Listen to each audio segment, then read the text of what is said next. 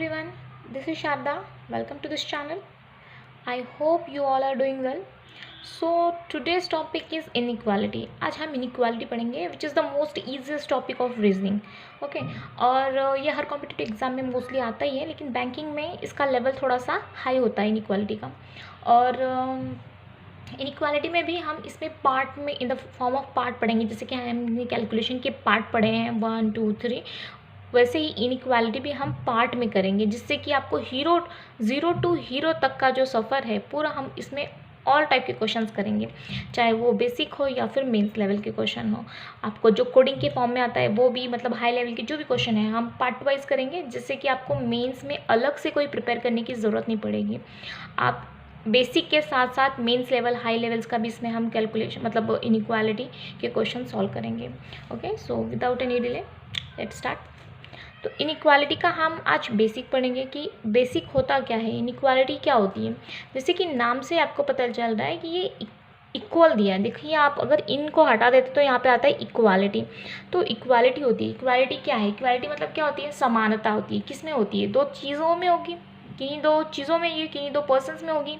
Okay, तो inequality का मतलब ये हो कि हम लोग रिलेशन डिफाइन करते हैं, क्या ये इक्वल है, क्या ये ग्रेटर है, क्या ये लेसर है। इसमें मेनली तीन साइन होते हैं। एक तो ग्रेटर देन होता है, सेकंड लेसर देन होता है, और दूसरा इक्वल होता है। बचपन में जब हमको पता नहीं था, मतलब समझ में नहीं आता था, तो हमारी टीचर ने एक बार बताया था कि जो भी नंबर बड़ा हो उसकी तरफ मुंह खुला होता है। तो तब से मेरे को याद है, मतलब आपको भी इजी पड़ेगा, मतलब जिसको नहीं समझ में आता है उसको। तो जो भी नंबर बड़ा होता है उसकी तरफ हम मुंह ऐसे ओपन करते हैं। जैसे यहाँ पे 5 है, तो यहाँ पे अगर इसका मुंह यहाँ पे ओपन है, याद लो, तो यहाँ पे कौन सा नंबर आएगा, यहाँ पे कौन सा डिजिट आएगा, वही आएगा जो कि 5 से कम हो, क्योंकि यहाँ पे साइन क्या है कि 5 बड़ा है। तो यहाँ पे कुछ भी हो सकता है, -5 आ सकता है, 4 आ सकता है, 3 है, बस कंडीशन ये है कि 5 से बड़ा नहीं आएगा, क्योंकि यहाँ पे ग्रेटर का साइन है। इसका मतलब कि 5 बड़ा है, इन दोनों में से 5 बड़ा है, क्योंकि मुंह इसकी तरफ खुला है, इसका मतलब कि 5 बड़ा है। तो यहाँ पे दूसरा जो प्लेस है उसके ऊपर क्या आ सकता है, 5 से कम आ सकता है, चाहे -2 हो, -1 हो, -5 हो, 4 हो, 3 हो, 2 हो, कुछ भी आ सकता है। तो ये एक लॉजिक है कि जिसकी तरफ मुंह खुला होगा वो बड़ा होगा, मतलब ठीक है। तो हम एक छोटा सा क्वेश्चन लेते हैं, मतलब एक इक्वेशन की फॉर्म में मैं बता रही हूँ, जो कि मतलब छोटा होगा, ठीक है। जैसे कि हम अगर आप इसको ना पर्सन के रूप में लेंगे ना, तो आपको बहुत इजीली समझ में आएगा। देखिए क्या है कि जैसे कि ये एक नाम का एक पर्सन है, और बी नाम का एक पर्सन है, और सी नाम का एक पर्सन है। हम इसकी एज डिफाइन करते हैं। क्या डिफाइन करेंगे, जैसे कि एक की तरफ मुंह ओपन है, इसका मतलब क्या होता है कि ए बड़ा है किससे, बी से, ठीक है, ए बड़ा है बी से। और अगर हम बी का रिलेशन सी के साथ में इस्टेब्लिश कर दे तो क्या आएगा कि बी और सी इक्वल का साइन है, यानी कि बी और सी की जो एज है वो इक्वल हो, चाहे वो एज हो, चाहे वो ईयर हो, चाहे वो मंथ हो, चाहे डेज हो, किसी भी कंडीशन में वो बी का एज और सी का एज इक्वल है, ठीक है। तो हम लोग ऐसे बोल सकते हैं कि ए भी बड़ा है, ए तो ऑब्वियसली बी से बड़ा है। अगर B और C इक्वल है तो B की जगह हम C लिख सकते हैं ना, B की जगह हम C लिख सकते हैं। इसका मतलब कि A जो है वो C से भी बड़ा है। ये हो गया हमारा एक बेसिक क्वेश्चन, ठीक है। इसके अंदर एक नॉट इक्वल का साइन आता है, वो थोड़ा सा बाद में देखेंगे, हम पहले बेसिक कर लेते हैं, ठीक है। तो अब जैसे कि फिर से एक बार मैं ले रही हूँ, A is greater than B, B is greater than C, C equal to D, D is lesser than E। अब ये एक इक्वेशन है, इसमें क्या है कि A बड़ा है B से, B बड़ा है C से, और C और D जो हैं वो दोनों इक्वल है, और D लेसर है E से। अगर हम इसमें रिलेशन डिफाइन करेंगे, अगर मैं आपको कई कंडीशन देती हूँ कि A is greater than C, तो ये क्या हो जाएगा, ये ट्रू हो जाएगा। क्यों, क्योंकि A तो B से बड़ा है और B C से बड़ा है। इसका मतलब A सी से भी बड़ा होगा ना, क्योंकि वो बी से बड़ा है तो सी से भी बड़ा होगा वो, ठीक है, क्योंकि बी तो ऑलरेडी सी से बड़ा है। अब ये समझ में नहीं, थोड़ा सा कंफ्यूजिंग लग रहा है। तो सपोज ये सबसे बड़ा है, क्यों बड़ा है, क्योंकि इसके ऊपर मुंह खुला हुआ है और यहाँ पे ये मुंह खुला है। अब इन दोनों का अगर हम कंपेरिजन करेंगे तो बी बड़ा आएगा इसके अंदर, क्योंकि इसकी तरफ मुंह खुला है। अगर इन दोनों के बीच में कंपेरिजन करेंगे तो ए बड़ा है। इसका मतलब सिंपली किसी से भी मतलब कोई भी आसानी से बता सकता है कि इसमें सबसे बड़ा कौन है, ए है। तो ए का कंपेरिजन आप इनमें से किसी के साथ भी कर लो, डी तक, वो क्या हो जाएगा, बड़ा ही हो जाएगा। ए बी से भी बड़ा होगा, सी से भी बड़ा होगा, क्योंकि डी से भी बड़ा होगा, लेकिन ई से नहीं होगा। क्यों नहीं होगा ई से? क्योंकि ई भी तो इसी इक्वेशन में, लेकिन ई से बड़ा क्यों नहीं होगा? क्योंकि ए का रिलेशन बी के साथ में दिया है। ओके, तो ए बड़ा है बी से। बी का रिलेशन सी के साथ में दिया है कि बी बड़ा है सी से। ओके, तो हम बोल सकते हैं कि ए भी बड़ा है सी से। ठीक है, अब सी और डी दोनों जो है इक्वल है, यानी कि सी की जगह अगर मैं यहाँ पे डी लिख दूँ तो हम ऐसे बोल सकते हैं ना कि बी बड़ा है सी से या बी बड़ा है डी से। ठीक है ना, तो हम लोग ऐसे लिख सकते हैं। तो इस वजह से ये ए बड़ा है सी से, ये तो ऑलरेडी दिया हुआ है, तो ये मतलब राइट हो जाएगा। लेकिन ए बड़ा है ई से, ये नहीं आएगा। क्योंकि ये डी जो है ना, डी छोटा है किससे? ई से छोटा है। अब ये हो सकता है कि सी और डी ये दोनों की जब एज इक्वल है और डी जब छोटा है, तो ये हो सकता है कि बी और ई की एज सेम हो, या ये भी हो सकता है कि ए और ई की एज सेम हो। क्योंकि यहाँ पे इसका एग्जैक्ट नहीं पता है हमको, तो हम डिफाइन नहीं कर सकते, या फिर ए का ई के साथ कंपेरिजन नहीं कर सकते हैं। इन शॉर्ट अगर मैं बोलूँ, जैसे कि साइन अगर ऐसे हैं, या तो साइन एक ही कंडीशन में, मतलब एक ही डायरेक्शन में मूव होने चाहिए, तब उसमें रिलेशन मतलब डिफाइन करने के लिए बहुत इजी हो जाएगा। अगर इसके अंदर मैं बोलूँ, देखिए जैसे कि ई बड़ा है सी से, सी बड़ा है बी से, बी बड़ा है ए से। ओके, तो इसमें सबसे बड़ा कौन हो जाएगा? कोई भी बता देगा। कौन बड़ा हो जाएगा? ई बड़ा हो जाएगा, क्योंकि इसमें सारे साइन जो है एक ही डायरेक्शन में मूव कर रहे हैं। अगर मैं ऐसे बोलूँ आपको, अब देखिए इसके अंदर भी सारे डायरेक्शन, सारे जो साइंस हैं, मतलब जो भी साइन है इसके अंदर, वो क्या है? एक ही डायरेक्शन में मूव कर रहे हैं। इसका मतलब हम लोग बता सकते हैं कि ए बड़ा है बी से, बी बड़ा है सी से, सी बड़ा है ई से। इसका मतलब indirectly A is greater than E, A is greater than C, A is greater than B, B is greater than C, B is greater than E, और C is greater than E. मतलब direction जो हो एक ही है, एक ही होना चाहिए, एक ही डायरेक्शन में होनी चाहिए सारे साइन, तो हम इजीली ये कर सकते हैं। अगर एक भी डायरेक्शन चेंज हो गया दोनों का, यहाँ पे आ गया सी और यहाँ पे आ गया डी और यहाँ आ गया ई, यहाँ आ गया अगेन एफ, फिर आ गया जी, इसका मतलब क्या है कि अब इनका रिलेशन हम इजीली डिफाइन कर सकते हैं, क्योंकि यहाँ तक जो साइन है वो क्या है? एक डायरेक्शन में मूव कर रहा है। ओके, ए बड़ा है बी से, बी बड़ा है सी से, और सी इक्वल टू डी है, यानी कि सी की जगह हम लोगों ने डी लिख दिया और डी की जगह सी लिख दिया, तो हमको कोई प्रॉब्लम नहीं होगा, क्योंकि दोनों तो इक्वल है। तो क्या हो जाएगा? A is greater than C, true. A is greater than C, true.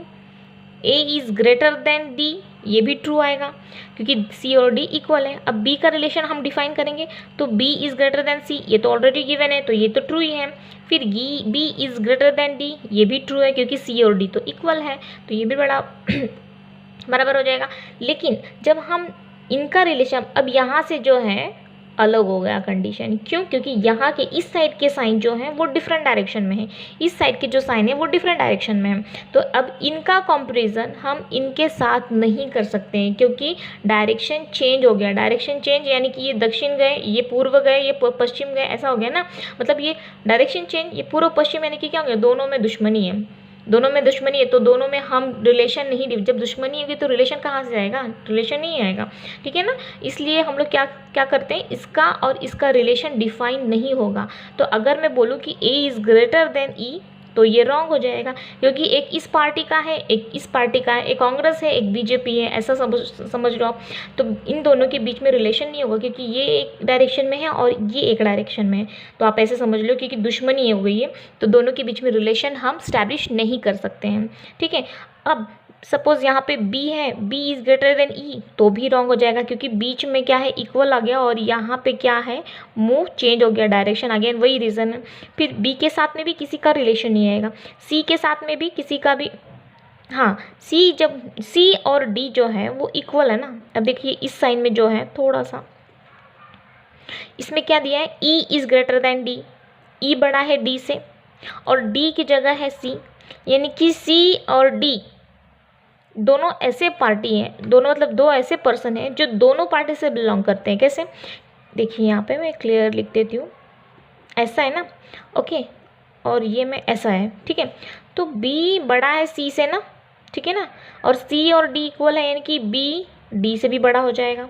अब इसमें क्या है? ई बड़ा है डी से और सी और डी इक्वल है, इसका मतलब ई बड़ा हो जाएगा सी से, ई बड़ा हो जाएगा डी से, तो दोनों भी ट्रू आ जाएंगे क्योंकि ये सी और डी इक्वल का साइन है दोनों के बीच में। इसका मतलब कि दोनों भी पार्टी से ये दो पर्सन बिलोंग करते हैं क्योंकि दोनों में ये कॉमन आ रहे हैं इसलिए।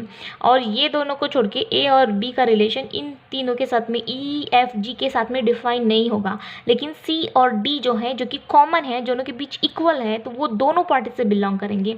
इनका रिलेशन ए बी के साथ में भी होगा सी डी का, और ई एफ जी के साथ में भी सी डी का रिलेशन डिफाइन होगा। अगर हम थोड़े से क्वेश्चन कर लेंगे तो आपको बहुत क्लैरिफाई हो जाएगा। ठीक है, एक क्वेश्चन करूँगी, वीडियो ज़्यादा लंबा नहीं करूँगी क्योंकि फर्स्ट लेक्चर है। ओके, ताकि आप भी बोर ना हो।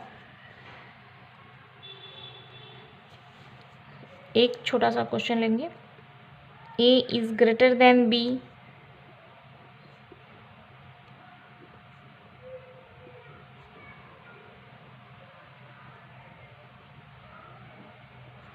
अब इसके अंदर मैं कंडीशन देती हूँ, देखेंगे कि z is greater than c, z is greater than d, a is greater than f, a equal to b, b equal to d, d greater b, d lesser f. अभी इतने सारे हैं। अब इसमें से हम देखेंगे क्या है कि z का रिलेशन c के साथ में दिया हुआ है। ठीक है, तो z is greater than c, देखते हैं z तो a के साथ इक्वल है, फिर यहाँ तक तो डायरेक्शन सेम है, यानी कि z का c के साथ में। शॉर्टकट हम बाद में देखेंगे, पहले हम बेसिक सीख लेते हैं कि उसका पूरा कॉन्सेप्ट क्या होता है, उसके बाद में हम शॉर्ट फॉर्म में करेंगे। ठीक है, तो z का c के साथ में, तो यहाँ तक तो देखिए जो साइन है वो सेम डायरेक्शन में, यानी कि रिलेशन हम स्टैब्लिश कर सकते हैं। तो z जो है a के बराबर है और a बड़ा है b से, b बड़ा है c से, a बड़ा है b से, यानी कि पप्पा बड़ा है मम्मी से और मम्मी बड़ी है बेटे से। इसका मतलब क्या है कि पप्पा तो बेटे से भी बड़े हो जाएंगे क्योंकि तो पप्पा तो मम्मी से भी बड़े हैं और मम्मी तो बेटे से बड़ी है। इसका मतलब पप्पा बेटे से भी बड़े हो जाएंगे, यानी कि a जो है वो बड़ा है। तो इसका मतलब z सी से भी बड़ा होगा क्योंकि पप्पा और मतलब जो पप्पा के एक दोस्त है, दोनों की एज सेम है ना। इसका मतलब पप्पा के फ्रेंड है वो भी उनके एक ही बेटे से बड़े हो जाएंगे क्योंकि दोनों की एज तो सेम है। तो हम बस समझाने के लिए आपको बता रही हूँ, ज़्यादा कंफ्यूजिंग मत होइए आप।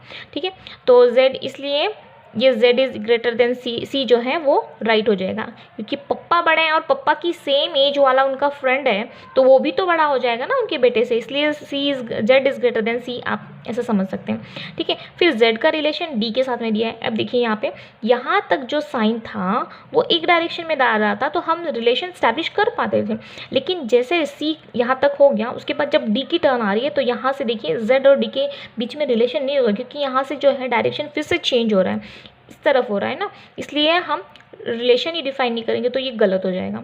ठीक है, क्योंकि ये इस डायरेक्शन में और ये इस डायरेक्शन में। अब ए का और एफ के साथ में कहाँ है, ये यहाँ पे है, एफ कहाँ है, यहाँ पे है। अब इसमें भी रिलेशन नहीं डिफाइन होगा क्योंकि इन दोनों का जो साइन है वो एक तरफ है, अब इन दोनों का साइन दूसरी तरफ है, तो relation again can not define. A equal to B, A यहाँ पे है और बी यहाँ पे है, नहीं ये तो बड़ा है ना, ए तो बड़ा है बी से, तो इक्वल कैसे बोल सकते हो आप, इसलिए ये गलत हो गया। फिर बी और डी का रिलेशन क्या है, देखिए बी और डी के बीच में रिलेशन नहीं बना सकते क्योंकि अगेन अपोजिट डायरेक्शन में, तो ये नहीं हो पाएगा। डी और बी, डी बड़ा है बी से, डी बड़ा है बी से, नहीं अगेन रिलेशन नहीं बना सकते हैं हम लोग। फिर से यफ बड़ा है डी से, तो यफ यहाँ डी है, हाँ तो बना सकते हैं क्योंकि यफ जो है ई के इक्वल है और ई जो है वो डी से बड़ा है। ठीक है, तो क्या हो जाएगा, ये यफ भी यहाँ से बड़ा हो जाएगा डी से। I hope you like this session, मैंने कोशिश की आपको समझाने के लिए। तो अभी इसका जो ये तो बेसिक था, आगे हम प्रैक्टिस करेंगे तो आपको और क्लेरिफाई हो जाएगा कॉन्सेप्ट के बारे में। Okay, thank you, stay tune, thanks for watching, stay tune, जय हिंद।